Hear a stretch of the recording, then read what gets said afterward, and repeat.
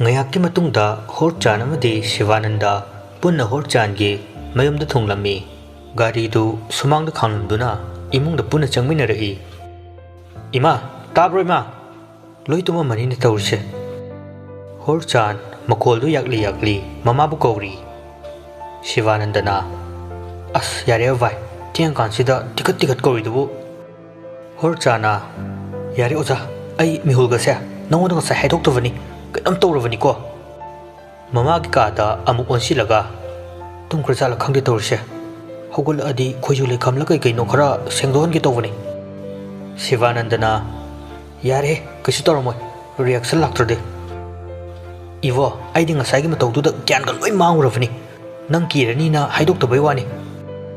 ꯑꯗꯨꯅꯤ ꯚꯥꯏ, ꯃꯇꯧ ꯀꯔꯝꯅ ꯀꯃꯥꯏꯅ ꯑꯃꯥꯏꯕ ꯑꯕꯣꯊꯦꯗꯨ ꯒꯥꯔꯤ ꯃꯅꯨꯡꯗ ꯂꯩꯔꯝꯗ꯭ꯔꯤꯅꯣ? ꯃꯁꯤ ꯑꯔꯥꯏꯕ ꯀꯣꯏꯁꯟ ꯅꯠꯇꯦ ꯚꯥꯏ, ꯑꯩꯈꯣꯏ ꯍꯧꯖꯤꯛ ꯇꯔꯥꯏ ꯇꯔꯦꯜ ꯂꯩꯊꯣꯛꯄ ꯆꯨꯝꯗꯦ꯫ ꯃꯥꯅ ꯑꯩꯈꯣꯏꯗ ꯀꯔꯤꯒꯨꯝꯕ ꯅꯞꯊꯥꯛ ꯇꯧꯕ ꯑꯃ ꯅꯠꯇ꯭ꯔꯒ ꯇꯧꯗꯕ ꯑꯃ ꯑꯅꯤꯁꯤꯒꯤ ꯃꯅꯨꯡꯗ ꯑꯃꯗꯤ ꯑꯣꯏꯔꯦ꯫ ꯍꯣꯔꯆꯥꯟ ꯑꯃꯗꯤ ꯁꯤꯕꯥꯅꯟꯗꯗꯨ ꯏꯃꯨꯡꯒꯤ ꯊꯣꯡꯗꯨ ꯉꯥꯁꯤꯟꯗꯨꯅ ꯂꯩꯔꯝꯕ ꯑꯗꯨꯗ ꯍꯥꯡꯗꯣꯛꯂꯒ ꯆꯪꯂꯛꯏ꯫ ꯂꯤꯚꯤꯡ ꯔꯨꯝꯗꯨꯗ ꯀꯣꯏꯅ ꯊꯥꯔꯤꯕ ꯁꯣꯐꯥꯗꯨꯗ ꯇꯞꯅ ꯑꯃꯃꯝꯇ ꯑꯣꯏꯅ ꯐꯝꯊꯔꯛꯏ꯫ ꯑꯗꯨ ꯚꯥꯏ, ꯉꯁꯤꯗꯤ ꯅꯪ ꯁꯤꯗ ꯂꯦꯛꯈ꯭ꯔꯣ, ꯍꯌꯦꯡ ꯅꯣꯡꯉꯥꯜꯂꯒ ꯀꯔꯤ ꯀꯔꯤꯅꯣ ꯍꯥꯏꯕꯗꯣ ꯈꯟꯅꯔꯁꯤ꯫ ꯁꯤꯕꯥꯅꯟꯗꯅ ꯍꯣꯏꯅꯦ, ꯁꯤꯗ ꯂꯩꯔꯁꯨ ꯑꯥꯗ ꯂꯩꯔꯁꯨ ꯑꯩꯗꯤ ꯆꯞ ꯃꯥꯟꯅꯩꯗ꯫ ꯑꯁꯨꯝꯅ ꯋꯥꯔꯤ ꯇꯧꯔꯤꯉꯩ ꯏꯟꯗꯨꯗꯨ ꯊꯣꯔꯛꯇꯨꯅ ꯍꯩꯃꯥ, ꯅꯣꯏꯕꯨ ꯍꯜꯂꯛꯑꯕꯣ? ꯍꯣꯔꯆꯥꯟ ꯃꯃꯥꯗ ꯌꯦꯡꯂꯒ ꯍꯣꯏ ꯏꯃꯥ꯫ ꯏꯟꯗꯨꯁꯨ ꯃꯆꯥꯒꯤ ꯃꯅꯥꯛꯇ ꯅꯥꯀꯟꯗ ꯐꯝꯊꯔꯛꯏ꯫ ꯏꯕꯨꯡꯉꯣ ꯁꯤꯕꯥꯅꯟꯗ, ꯄꯨꯡꯁꯨ ꯊꯦꯡꯈ꯭ꯔꯦ, ꯅꯪ ꯉꯁꯤꯗꯤ ꯅꯇꯥꯎꯒꯤ ꯅꯅꯥꯛꯇ ꯄꯨꯟꯅ ꯂꯩꯃꯤꯟꯅꯔꯣꯗꯅ꯫ ꯁꯤꯕꯥꯅꯟꯗ ꯅꯣꯛꯐꯦꯠ ꯇꯧꯔꯒ ꯍꯣꯏ ꯏꯃꯥ, ꯉꯁꯤꯗꯤ ꯁꯤꯗ ꯂꯩꯖꯔꯒꯦꯅ ꯚꯥꯏ ꯍꯣꯔꯆꯥꯟꯗ ꯍꯥꯏꯔꯝꯃꯤꯕꯅꯤ꯫ ꯑꯗꯣ ꯉꯥꯏꯈꯣ ꯏꯕꯨꯡꯉꯣ, ꯉꯁꯥꯏ ꯂꯥꯏ ꯈꯨꯔꯨꯝꯅꯤ ꯍꯥꯏꯕꯗꯨꯅ ꯀꯝꯗꯧꯔꯕ? ꯉꯁꯥꯏ ꯏꯃꯥꯅ ꯍꯪꯍꯧꯒꯦ ꯍꯥꯏꯕꯁꯨ ꯁꯣꯝꯗ ꯏꯃꯥꯁꯨ ꯊꯕꯛ ꯀꯩꯀꯥ ꯂꯣꯏꯁꯤꯟꯕꯗꯨꯗ ꯍꯪꯕ ꯅꯪꯍꯧꯗ꯭ꯔꯦ꯫ ꯀꯔꯤꯒꯤ ꯂꯥꯏꯅꯣꯕ ꯏꯆꯥꯁꯤꯡꯅ ꯈꯨꯔꯨꯝꯂꯤꯕꯗꯨ? ꯑꯗꯣ ꯏꯃꯥ, ꯄꯥꯕꯨꯡꯗꯤ ꯇꯨꯝꯈ꯭ꯔꯕꯣ? ꯅꯣꯏ ꯄꯥꯕꯨꯡꯗꯤ ꯊꯦꯡꯅ ꯂꯥꯛꯄꯒ ꯃꯁꯥꯗꯨ ꯐꯖꯅ ꯄꯣꯊꯥꯍꯧꯔꯤ꯫ ꯏꯃꯥ, ꯑꯩꯈꯣꯏꯒꯤ ꯈꯣꯏꯖꯨ ꯂꯩꯈꯝ ꯂꯩꯕ꯭ꯔꯥ? ꯂꯩꯔꯗꯤ ꯏꯃꯥꯅ ꯑꯝꯇ ꯑꯣꯛꯊꯣꯛꯄꯤꯌꯨ꯫ ꯒ꯭ꯌꯥꯟ ꯂꯧꯁꯤꯡ ꯂꯩꯕꯤ ꯏꯟꯗꯨꯅꯤ ꯃꯆꯥꯅ ꯑꯗꯨꯝꯅ ꯍꯪꯂꯛꯄ ꯑꯗꯨꯗ ꯏꯟꯗꯨꯒꯤ ꯋꯥꯈꯜꯗ ꯈꯔ ꯃꯈꯩꯗꯤ ꯚꯥꯞ ꯇꯥꯍꯟꯕ ꯉꯝꯃꯤ꯫ ꯑꯗꯨꯅ ꯏꯟꯗꯨ ꯐꯨꯛ ꯍꯧꯒꯠꯇꯨꯅ ꯈꯣꯏꯖꯨ ꯂꯩꯈꯝꯗꯨ ꯂꯧꯕ ꯆꯠꯈꯤ꯫ ꯄꯟꯊꯕ ꯇꯧꯗꯅ ꯂꯧꯔꯨꯔꯕ ꯃꯇꯨꯡꯗ ꯄ꯭ꯔꯞ ꯄ꯭ꯔꯞ ꯑꯃꯨꯛ ꯄꯨꯊꯣꯔꯛꯏ꯫ ꯁꯦ ꯏꯃꯥ ꯑꯣꯛꯊꯣꯛꯄꯤꯔꯒꯦ, ꯁꯦ ꯅꯕꯥꯅꯤꯃꯛꯁꯤꯗ ꯍꯧꯒꯠꯂꯛꯑꯣ꯫ ꯏꯟꯗꯨꯅ ꯃꯆꯥꯅꯨꯄꯥꯁꯤꯡꯕꯨ ꯃꯁꯥ ꯄꯨꯝꯕ ꯂꯩ ꯂꯩꯗꯨꯅ ꯁꯦꯡꯗꯣꯛꯄꯤꯔꯦ꯫ ꯑꯗꯨꯒ ꯏꯟꯗꯨ ꯈꯣꯏꯖꯨ ꯂꯩꯈꯥꯝ ꯊꯥꯔꯤꯕ ꯀꯝꯕꯤ ꯃꯆꯥ ꯑꯗꯨ ꯄꯨꯗꯨꯅ ꯃꯄꯥꯟꯗ ꯊꯣꯛꯈ꯭ꯔꯦ꯫ ꯈꯪꯍꯧꯗꯦ ꯏꯟꯗꯨꯒꯤ ꯃꯇꯨꯡꯗꯒꯤ ꯃꯃꯤ ꯁꯥꯃꯤꯕ ꯁꯛꯇꯝ ꯑꯃꯅ ꯃꯄꯥꯟꯗ ꯐꯠ ꯆꯦꯟꯊꯣꯛꯈꯤ꯫ ꯏꯟꯗꯨ ꯉꯛꯅ ꯏꯁ, ꯀꯩꯅꯣꯅꯦ ꯍꯧꯖꯤꯛꯀꯤꯗꯨꯕꯣ? ꯅꯠꯇꯦ, ꯍꯧꯖꯤꯛꯀꯤꯗꯨꯕꯨ ꯑꯩꯒꯤ ꯃꯤꯠꯅꯔꯥ? ꯀꯩꯅꯣꯝꯅꯤ ꯃꯁꯤꯗꯤ꯫ ꯏꯟꯗꯨ ꯃꯁꯤ ꯍꯥꯏꯗꯨꯅ ꯃꯄꯥꯟꯗ ꯈꯣꯏꯖꯨ ꯂꯩꯈꯝꯗꯨ ꯍꯥꯏꯗꯣꯛꯂꯝꯂꯒ ꯊꯅꯝꯗꯨꯅ ꯑꯃꯨꯛ ꯄ꯭ꯔꯞ ꯄ꯭ꯔꯞ ꯏꯃꯨꯡꯗ ꯆꯪꯂꯛꯏ꯫ ꯏꯟꯗꯨ ꯍꯧꯖꯤꯛ ꯎꯈ꯭ꯔꯤꯕꯁꯤꯡꯗꯨ ꯄꯨꯝꯅꯃꯛ ꯂꯣꯠꯁꯤꯟꯗꯨꯅ ꯃꯆꯥꯁꯤꯡꯒꯤ ꯋꯥꯈꯜꯗ ꯂꯩꯔꯤꯕꯁꯤꯡꯗꯨ ꯀꯔꯤꯅꯣ ꯍꯥꯏꯅ ꯈꯪꯗꯣꯛꯅꯕ ꯍꯣꯠꯅꯔꯤ꯫ ꯅꯨꯄꯥ ꯃꯆꯥ, ꯍꯥꯏꯌꯨ ꯏꯃꯥꯗ, ꯅꯣꯏ ꯉꯁꯤ ꯀꯩꯗꯧꯔꯨꯔꯦ? ꯆꯤꯡꯅꯗꯅ ꯏꯃꯥꯗ ꯍꯥꯏꯌꯨ꯫ ꯍꯣꯔꯆꯥꯟ ꯂꯠꯂꯤ ꯂꯠꯂꯤ ꯏꯃꯥ, ꯅꯆꯥ ꯉꯁꯤꯗꯤ ꯑꯉꯛꯄꯁꯤꯡꯅ ꯋꯥꯈꯜ ꯄꯨꯝꯕ ꯇꯔꯪ ꯑꯃꯒꯨꯝ ꯑꯣꯏꯔꯦ꯫ ꯏꯟꯗꯨ ꯁꯤꯕꯥꯅꯟꯗꯗ ꯑꯃꯨꯛ ꯑꯣꯟꯁꯤꯜꯂꯒ ꯍꯥꯏꯌꯨ ꯏꯕꯨꯡꯉꯣ, ꯅꯣꯏ ꯉꯁꯤ ꯀꯩꯗꯧꯔꯨꯔꯦ? ꯁꯤꯕꯥꯅꯟꯗ ꯁꯛꯐꯝ ꯀꯥꯏꯅ ꯏꯃꯥ, ꯃꯃꯥꯡꯗ ꯊꯣꯛꯈꯤꯕ ꯋꯥꯔꯤꯁꯤꯡꯗꯨ ꯃꯔꯤꯛ ꯆꯨꯝꯅ ꯑꯃꯠꯇ ꯋꯥꯠꯇꯅ ꯃꯃꯥ ꯁꯛꯄꯤ ꯏꯟꯗꯨꯗ ꯇꯝꯂꯝꯃꯤ꯫ ꯏꯟꯗꯨꯅ ꯏꯕꯨꯡꯉꯣ, ꯅꯪ ꯏꯃꯥ ꯍꯣꯏ ꯄꯥꯕꯨꯡ ꯍꯣꯏꯗꯗꯤ ꯁꯤꯗ ꯆꯠꯂꯨꯅꯤꯅ ꯍꯥꯏꯔꯝꯕ꯭ꯔꯥ? ꯁꯤꯕꯥꯅꯟꯗꯅ ꯍꯣꯏ ꯏꯃꯥ, ꯁ꯭ꯀꯨꯜꯒꯤ ꯔꯤꯁꯔꯁꯀꯤ ꯊꯕꯛ ꯑꯃꯅꯤ ꯍꯥꯏꯗꯨꯅ ꯍꯥꯏꯔꯝꯃꯤ꯫ ꯑꯗꯨꯗꯤ ꯏꯃꯥ ꯍꯣꯏꯗꯁꯨ ꯄꯥꯎ ꯑꯝꯇ ꯂꯧꯅꯧꯗꯅ ꯅꯪ ꯁꯤꯗ ꯂꯩꯔꯦꯅ꯫ ꯅꯪ ꯉꯁꯤ ꯁꯤꯗ ꯂꯩꯔꯅꯤꯅ ꯑꯝꯇ ꯈꯪꯍꯜꯂꯨ, ꯅꯠꯇ꯭ꯔꯕꯗꯤ ꯌꯨꯝꯗꯁꯨ ꯏꯃꯥ ꯍꯣꯏ ꯄꯥꯕꯨꯡ ꯍꯣꯏꯗꯣ ꯂꯩꯕ ꯌꯥꯔꯝꯃꯔꯣꯏ, ꯄꯨꯡꯁꯨ ꯊꯦꯡꯖꯤꯜꯂꯛꯑꯦ꯫ ꯁꯤꯕꯥꯅꯟꯗ ꯍꯣꯔꯆꯥꯟꯗ ꯌꯦꯡꯂꯒ ꯚꯥꯏ, ꯅꯪ ꯐꯣꯟꯗꯣ ꯑꯝꯇ ꯄꯤꯔꯣ, ꯑꯩ ꯏꯃꯥꯒꯤ ꯅꯝꯕꯔꯗ ꯑꯝꯇ ꯇꯧꯒꯦ꯫ ꯁꯦ ꯚꯥꯏ꯫ ꯁꯤꯕꯥꯅꯟꯗ ꯍꯣꯔꯆꯥꯟꯒꯤ ꯐꯣꯟꯗꯨ ꯂꯧꯗꯨꯅ ꯃꯃꯥꯒꯤ ꯅꯝꯕꯔꯗꯨꯗ ꯀꯣꯜ ꯇꯧꯏ꯫ ꯀꯣꯜꯗꯨ ꯑꯃꯨꯔꯛ ꯑꯅꯤꯔꯛ ꯇꯧꯕꯗ ꯄꯥꯏꯔꯛꯇꯦ, ꯑꯗꯨꯕꯨ ꯍꯟꯖꯤꯟ ꯍꯟꯖꯤन ꯇꯧꯕꯗ ꯄꯥꯏꯈꯠꯂꯛꯏ꯫ ꯍꯦꯜꯂꯣ ꯏꯃꯥ꯫ ꯀꯩꯗꯧꯔꯒꯦ? ꯅꯪꯅ ꯍꯧꯖꯤꯛ ꯐꯥꯎꯕ ꯂꯥꯛꯇ꯭ꯔꯤꯁꯤꯕꯣ? ꯅꯪ ꯀꯥꯏꯗ ꯂꯩꯒꯦ? ꯁꯤꯕꯥꯅꯟꯗꯅ ꯏꯃꯥ, ꯑꯩ ꯐꯔꯛ ꯑꯃ ꯇꯥꯗꯅ ꯏꯃꯥꯟꯅꯕ ꯍꯣꯔꯆꯥꯟꯒꯤ ꯌꯨꯝꯗ ꯉꯁꯤ ꯂꯩꯔꯒꯦ, ꯍꯌꯦꯡ ꯉꯟꯅ ꯌꯨꯝꯗ ꯂꯥꯛꯑꯒ ꯁꯤꯅꯤ ꯁꯨꯝꯗꯧꯕꯅꯤ ꯍꯥꯏꯕꯗꯣ ꯇꯝꯃꯒꯦ꯫ Napasu ngasai sauribani hꯧꯖꯤꯛꯄꯨꯗꯤ ꯑꯩꯅ ꯊꯦꯝꯕꯗꯒꯤ ꯐꯈ꯭ꯔꯦ ꯉꯁꯥꯏꯅ ꯄꯥꯎꯗꯨ ꯁꯤꯗ ꯂꯩꯔꯒꯦꯅ ꯀꯩꯗꯧꯕꯒꯤ ꯍꯥꯏꯔꯛꯇ꯭ꯔꯤꯕꯅꯣ ꯑꯗꯣ ꯀꯔꯤ ꯋꯥꯔꯤꯅꯣ ꯅꯪꯅ ꯁꯨꯝꯗꯧꯕꯅꯤ ꯍꯥꯏꯅ ꯇꯝꯃꯒꯦ ꯍꯥꯏꯔꯤꯕꯗꯨꯅ ꯑꯩ ꯍꯌꯦꯡ ꯐꯖꯅ ꯍꯥꯏꯔꯒꯦꯕ ꯏꯃꯥ ꯐꯔꯦ ꯄꯨꯡꯁꯨ ꯊꯦꯡꯈ꯭ꯔꯦ ꯊꯝꯃꯒꯦ ꯁꯤ ꯍꯥꯏꯒꯦꯅ ꯐꯣꯟ ꯇꯧꯔꯛꯄꯅꯦ ꯐꯔꯦ ꯊꯝꯃꯣ ꯒ꯭ꯌꯥꯟ ꯇꯥꯅ ꯂꯩꯌꯨꯀꯣ ꯑꯁꯨꯝꯅ ꯐꯣꯟꯗꯨ ꯊꯝꯈ꯭ꯔꯕ ꯃꯇꯨꯡ ꯏꯟꯗꯨ ꯋꯥ ꯃꯈꯥ ꯇꯥꯊꯅ ꯍꯥꯏꯔꯛꯏ ꯅꯣꯏꯒꯤ ꯊꯕꯛꯁꯤ ꯑꯔꯥꯏꯕꯗꯤ ꯑꯣꯏꯗꯧ ꯃꯥꯟꯗꯦ 이마나 숨 칸바다네 마리 마콩 캉바 아히보 오자 아마나 틴콩 라이콩 티두나 와리 뿜바 하이두나 다나다바 야도 만데 홀자나 아도 이마 호이나 캉바 아마이바 아마이비가 암도 레이더브라바 아마 부딜레 마밍 얌나 쳇크라바 아마이바니 아이나 시군바 아마 오이라마니 하이브세 nga랑나 캉럭라바니 시니 나코이나 한고이리니 이카이리니 하이두나 와 아마다 깡톡다바기 아소이발라이 하이브세 अदो इमा अमाइबगी युमदो कराइदनोबा अमता ताकपियो अय हयंगमक चनबा तौगे सुटी की मतमसु यामना लोकते नुमित मंगानी खक्तगिनी फरे अदुदि इमा हयंग अमाइबदुगी मफम जगादो हयंग हाइरगे ngasiगidi पोथानबा तौरो नतावगा पुना पुंगसु अमा मखाइ तासिलकले फरे पोथारो होइमा असुमना ममा इंदु कादुदगी थोखरे होरचान शिवानंददी यंगलगा भाई इमाना हयंग हाइदौरिबा ओजा माइबदुगी युमदने ngane ekta chalase aduna fadau male moina su hana khangba शिवानंदना यारे इसासे याद्रे कोमता खुदैरा खोंग्राव राम तपिरो बुत की वारीगा तुमम दाइसिदा सनारोइसे हाइमा काउ काउथोनि आइडिया वारी सिदा नंगसु ngसाइना को खाइरकप याबनि फिबम दुगा इमारि नोकपर सिरमनि असुमना होरचान अमदि शिवानंदा फागी तौतौदुना होरचान की कादा चंगमिनखरे मथंगी नुमितनी मंगाल अमदि पोइरे ब्रेक की मतम ओइरदुना मपाल थोरकलमी पोइरेना अनि दु सुवको हौजिक फाव मरोल मरी अमत्त खंगदे मतमसु सुम लोइसिलए मंगालना अखोइ पुलप थोकप यारदि खरसु फगदवा मतम सांगना लिप लौबसु यारोय खंगद्रेदा भाई ngasi hayeng sida fatla adi nuaigadavani bai asigi fan sida ngalta famse ani du nakana tharifa bench amada punna famine poireina ado ikhoise 12 kalori dibuko magi amamda lunchana khrani ne ko bai mangal nokfe tawraga chana hota bani kaino adu nang master loisiroidro loisan gena dikhale adu bu khangde da लंबी थोंसे याम फत्ते bye कहिनो लंबी थोंबो अस bye नंसिदि ओंथोकना खंगमनदे हे अइना नुपी खरा कोयुदि यादे नक्सक फजरी दुगा तोकथुरई दुगा याम चाना देखो मंगाल अकोइबदे कोयेंग यिंगलगा सोर असांगबो म हुंदोरई हो सक फजरा सुने नोंदम बना आइगी तंबिरमद्रे अमखक नुंसिजबनी अदु हाइरुई हौजिक पावबा कारकते अदु कइनोबा लंबी थोंबो लंबी थोंग आइदिने पैसा नुसागी फिल्म हाइबनिदा बाय नंबो मंगालना कनाना बुथोलिबा अदु वादुना यामना बुचाना रिगे ऐसु खंगदे मीना कौनैना कौरिबा अदुनी अदु बाय नोय फादर दु हाई स्कूल गी ओजानी हाइदाइने अस सरकार गी नते दा बाय प्राइवेट की नि था अमदा लिसिंग मंगा तरुक लागा कमाइनाबु कमदौना तमदोरिबनु खनबदे याम वाइदा बाय अइना हॉस्टल सिदा लेरिबसिसु इमाना अयुक नुंथिल नुमिदांग खंगदना मचा आइगिदमक होनबिदुना फिसा लोनसा कया तौदुना मीगी युमदा चंगदुना थाबक कैका मतेंग पांगब मदुदगी फंगलप सेलदुनाने ngasi aina masigi thakta yobu ngamiसे याम वाइदा पुंसी से बाय मंगाल दु नुंगाइतना से केम खनगनु से बाय अखोय मैम लेसिति अखोयसु नंगी दम मतेंग पांगनी कइनो नोइगिदि अमरोमदा याम ति फाइदा बिजनेस तवइदुदि यारेको कायदि फबनु अमुक दाव यानी अमुक मांगनी पैसा तालिफा हाइदुनी खंगदेदा बाय पैसा तानबगी मोंग सेसु असुमना नुपा अनि दु वारी सानरिङै स्कूल की बेल सुताखी नुपा अनि दुसु मकोई कादा पुन्ना चंगमिनखी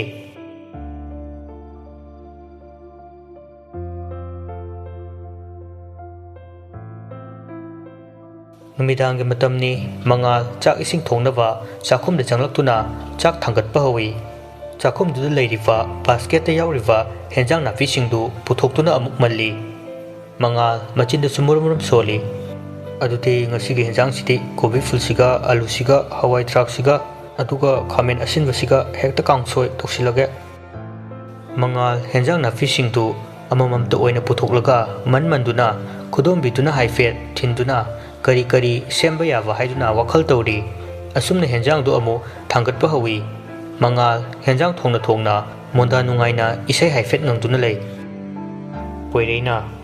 kaidawrage chak henjang do sasat losilaga isai do kon ngang bayadro. Mangal henjang du khawaina ona yare prabhu ai dum hona jage nangna thau tawri do adum tawruso haifa sabirakano. Haifa savina tine aseng bai ngangse thabak ani tawbusi phattabani. Mangal henjang du khawaina otpa loire tuna uyan mokhum du amuk khumjili mamituna uyan da amuk yenglaga hairei. Yare oja sarakanu ko yare laik tu pauso adum tawrage ai. Poirei handakti wa kariso hairakte makol hauna yakna noglai. Mangal ngakchana na nakandi yang thorei adubu tawramliba oiramliba sing adu ubada mangal khangprek khangi mamit ani tu tharak yanduna mamai machet amata yauduna masam ifa phabi nupi ama akibagi shaktamda mangal do onsinduna haun noksilai. Mangal khangprek khangna ima bai kaidroge bai. Poirei mangal gi masadu paiduna hawdorei. Mangal mamitu khangpang phangthoklaga masadu longna hawgalai. Poireina kaidroge bai phattaba mangirava. Mangal masadu humangna pungchot chotlami sor thavet holaga haifen noktuna kaisu tawdeda pungbu kaya tarage bai hauja. Poirei magi khudangi gari du haifet yenglaga 13 minute nifu chale bai. Oh aidi nongalabra khalure se potharase. Asumna nupa ani du pothanabu hotnari khanghaude nupi amana tengthabagi khonjelda hikna thamoi sokna kablai. Poirei mamitu khanglaw lokthoklaga bai hojiki mukholdo. Mangalna kaisu khalunse pothanabu tawrse kigano ai leiside thamoi sokna kapliwa nupi dugi tengtha khol adu rumdugi thongdugi mapanda kapagi makhol oina tawi. Poirei mangalgi wahai tuda thauna pibagum karisu khalamde khonjeldu ngaihak leirab matungda tumina amuk leikhre. Second kharagi matung makhoigi rumgi thongdu amuk dok thilaklami. Poireina bai amu hore bai kiru nomi nangbo se adum tumo. Thong thilamba atu ngaihak tumina leikhre. Ngaihak tumina leirab matungda makhoi ka da palifa ceiling fan atu masa matomta shafu kanna unglaklami. Poirei du kina bai fan se matomta ungemi ai tumba yadreba. Mangal handakti famungdudagi phuk hawgalaktuna makhat kumtharaklaga lauraga hairei. Karino nang pamse karigino nangna ikhoida oliva ikoi nangwanda kari lanke. Unglamba fan atu mangalgi wahai tuda chaplepki karigumba amata hek pek pholau kire. Mangal phamungde hek kakhatke tawfuka kanagumba amana safu kanna kaurakpagum paithoklaga rumdugi wall kinakanda faina tai. Poirei chensilaktuna bai kedroge sokpro. Mangal masadu tabna hawgalaga mayadagi chenthara idu makhunna haife taithoklaga hairei. Halo wahang pahung tawduna mingonda otkani haiduna oliva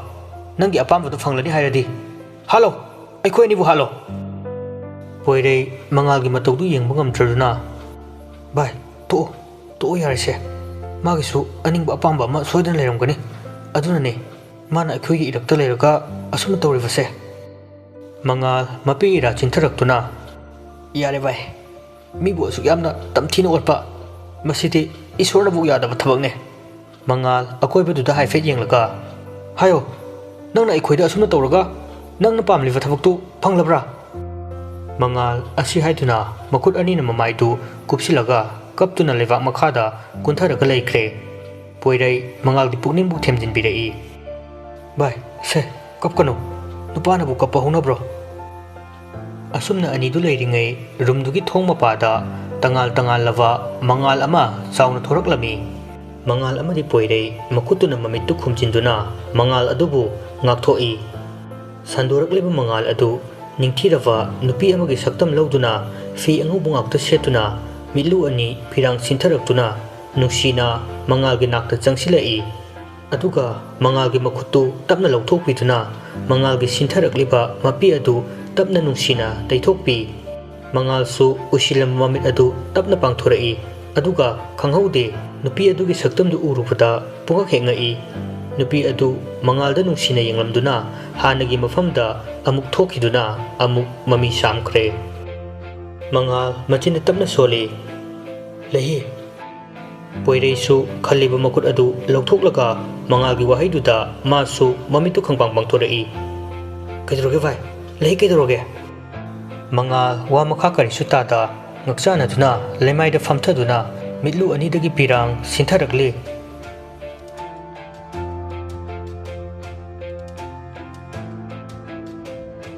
ꯃꯊꯪꯒꯤ ꯑꯌꯨꯛꯅꯤ ꯍꯣꯔꯆꯥꯟ ꯑꯃꯗꯤ ꯁꯤꯕꯥꯅꯟꯗ ꯃꯆꯤꯟ ꯃꯌꯥ ꯁꯦꯡꯗꯣꯛꯇꯨꯅ ꯍꯛꯆꯥꯡ ꯁꯦꯡꯗꯣꯛꯄ ꯂꯣꯏꯔꯕ ꯃꯇꯨꯡꯗ ꯇꯅꯥꯟ ꯇꯅꯥꯟꯕ ꯐꯤꯔꯣꯜ ꯁꯦꯠ ꯆꯥꯗꯨꯅ ꯃꯃꯥꯅ ꯍꯥꯏꯕ ꯃꯇꯨꯡ ꯏꯟꯅ ꯑꯃꯥꯏꯕꯒꯤ ꯃꯌꯨꯝꯗ ꯆꯠꯅꯕ ꯊꯣꯔꯛꯏ ꯍꯣꯔꯆꯥꯅ ꯏꯃꯥ ꯑꯗꯨꯗꯤ ꯑꯩꯈꯣꯏ ꯑꯃꯨꯛ ꯆꯠꯅꯕ ꯇꯧꯒꯦ ꯃꯃꯥ ꯏꯟꯗꯨ ꯑꯃꯗꯤ ꯃꯄꯥ ꯉꯝꯕ ꯄꯨꯟꯅ ꯃꯪꯒꯣꯜꯒꯤ ꯁꯣꯐꯥꯗꯨꯗ ꯐꯝꯗꯨꯅ ꯆꯥ ꯊꯛꯇꯨꯅ ꯂꯩꯔꯝꯕꯅꯤ ꯉꯝꯕꯅ ꯑꯣ ꯏꯕꯨꯡꯉꯣꯁꯤꯔꯥ ꯃꯃꯥ ꯅꯪꯅ ꯉꯔꯥꯡ ꯍꯥꯏꯕꯗꯣ ꯏꯟꯗꯨꯅ ꯍꯣꯏ ꯃꯣꯏ ꯄꯥꯕꯨꯡ ꯉꯁꯥꯏ ꯑꯩꯅ ꯋꯥꯔꯤ ꯄꯨꯝꯕ ꯃꯣꯏ ꯄꯥꯕꯨꯡꯗ ꯍꯥꯏꯔꯕꯗꯨꯅꯤ ꯉꯝꯕ ꯆꯥꯗꯨ ꯑꯃꯨꯔꯛ ꯆꯤꯡꯂꯒ ꯏꯕꯨꯡꯉꯣ ꯅꯃꯥꯅ ꯍꯥꯏꯕꯗꯒꯤ ꯏꯄꯥꯁꯨ ꯉꯁꯤ ꯈꯪꯂꯦ ꯇꯉꯥꯏꯃꯨꯛ ꯐꯗ꯭ꯔꯕꯗꯤ ꯅꯪ ꯅꯃꯥ ꯅꯠꯇ꯭ꯔꯒ ꯑꯩꯉꯣꯟꯗ ꯁꯦꯡꯅ ꯁꯦꯡꯅ ꯍꯥꯏꯌꯨꯀꯣ ꯍꯥꯏꯗꯕ ꯇꯧꯒꯅꯨ ꯐꯔꯦ ꯐꯔꯦ ꯆꯠꯂꯨꯔꯣ ꯃꯪꯒꯣꯜ ꯑꯣꯏꯌꯨ ꯍꯣꯏ ꯄꯥꯕꯨꯡ ꯁꯤꯕꯥꯅꯟꯗꯅ ꯄꯥꯕꯨꯡ ꯑꯗꯨꯗꯤ ꯑꯩꯈꯣꯏ ꯑꯃꯨꯛ ꯊꯣꯛꯆꯔꯨꯒꯦ ꯏꯃꯥ ꯊꯣꯛꯎꯈꯤꯒꯦ ꯍꯣꯔꯆꯥꯟ ꯑꯃꯗꯤ ꯁꯤꯕꯥꯅꯟꯗ ꯁꯨꯃꯥꯡꯗ ꯈꯥꯝꯗꯨꯅ ꯂꯩꯔꯤꯕ ꯒꯥꯔꯤ ꯑꯗꯨꯗ ꯀꯥꯈꯠꯂꯤ ꯍꯣꯔꯆꯥꯅ ꯗ꯭ꯔꯥꯏꯚꯔꯒꯤ ꯁꯤꯠꯇ ꯐꯝꯗꯨꯅ ꯁꯤꯕꯥꯅꯟꯗꯅ ꯗ꯭ꯔꯥꯏꯚꯔꯒꯤ ꯁꯤꯠ ꯅꯥꯀꯟꯗ ꯐꯝꯃꯤ ꯑꯁꯨꯝꯅ ꯃꯃꯥꯟꯅꯕ ꯑꯅꯤꯗꯨ ꯒꯥꯔꯤ ꯊꯧꯗꯣꯛꯇꯨꯅ ꯊꯣꯛꯈ꯭ꯔꯦ ꯉꯝꯕꯅ ꯏꯕꯨꯡꯉꯣ ꯑꯃꯁꯤꯁꯨ ꯃꯕꯨꯛ ꯐꯔꯝꯗꯧꯕ ꯃꯥꯜꯂꯤ ꯌꯦꯡꯕꯗ ꯏꯪ ꯇꯞꯄꯤ ꯍꯥꯏꯗꯣꯔꯛꯄꯗ ꯊꯛꯁꯤ ꯀꯥꯁꯤ ꯂꯩꯅ ꯍꯥꯏꯅꯦ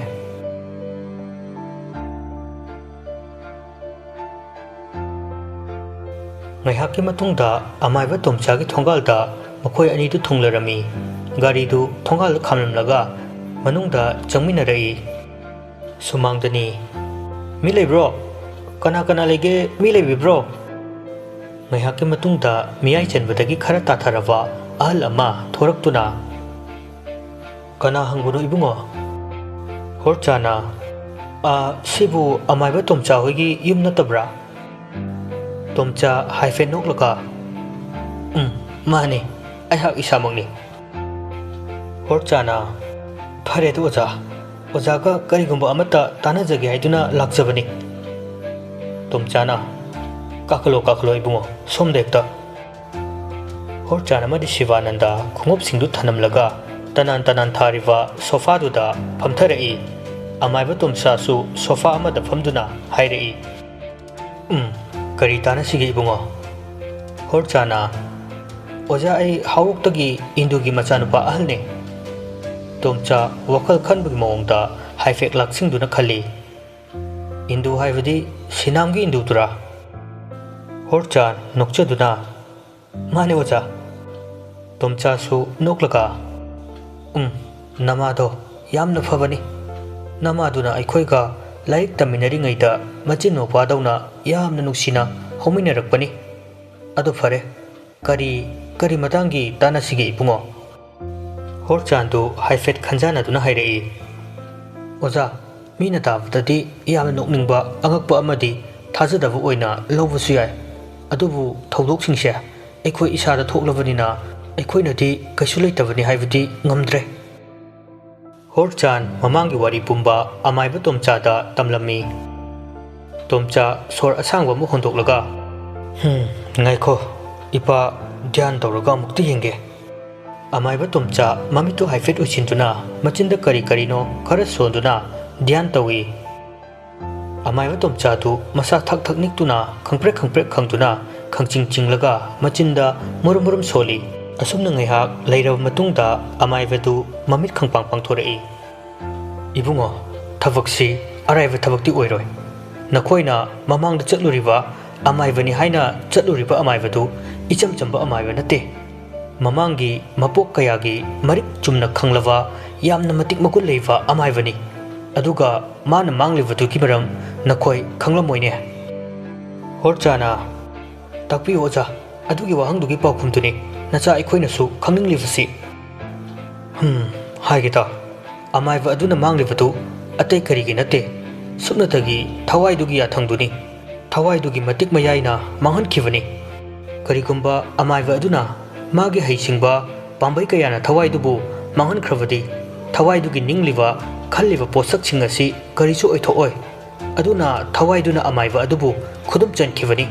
तसेंगना थवाइ अदु असुक्कि मतिक हि याइकनबा थौना लेबा सायोन सक्तम कया अमा ओनबा ngamba थवाइनि होरचाना ओजा मतिक मगुल लेबा अमाइबा अबोथेबु मतौ करमना थवाइदुना खुदुम चलिबनो